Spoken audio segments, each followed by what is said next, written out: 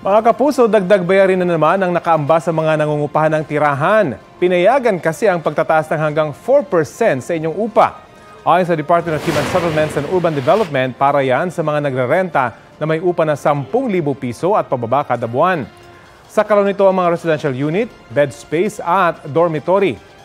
Paalala ng kagawaran, papayagan lang ang pagtataas sa upa sa sandaling matapos na ang kasalukuyang kontrata sa pagitan ng tenant at ng landlord. Ayon pa sa DHSUD, dapat isang bagsakan ang 4% na pagtataas sa renta at hindi pwedeng pautay-utay. Mahigit 2 milyong low-income families o mga pamilyang mababa ang kita ang maaapektuhan nito. Hindi naman kasama sa pagtataas ng upa ang commercial spaces.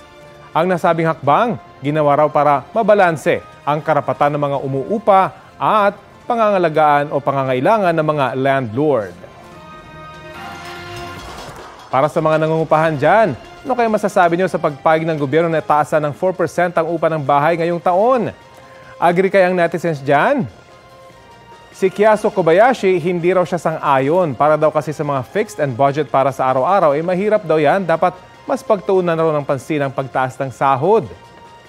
Ganon din si Lance Ventura, hindi rin siya sang-ayon. Dapat raw pag-aralan ng mabuti ang polisiya bago ipatupad. Ayon naman kay Rosalie Afar, fair lang daw kasi nagtataas din ng taxes sa mga negosyo at lupa. Mga kapuso, makisali sa aming online talakayan sa iba't ibang issue. Kung may nais din kayong maibalita sa inyong lugar, mag-PM na sa Facebook page ng Balitang Hali. Kapuso, alamin ang maiinit na balita. Bisitahin at mag-subscribe sa GMA Integrated News sa YouTube. Sa mga kapuso abroad, samahan nyo kami sa GMA Pinoy TV at sa www.gmanews.tv.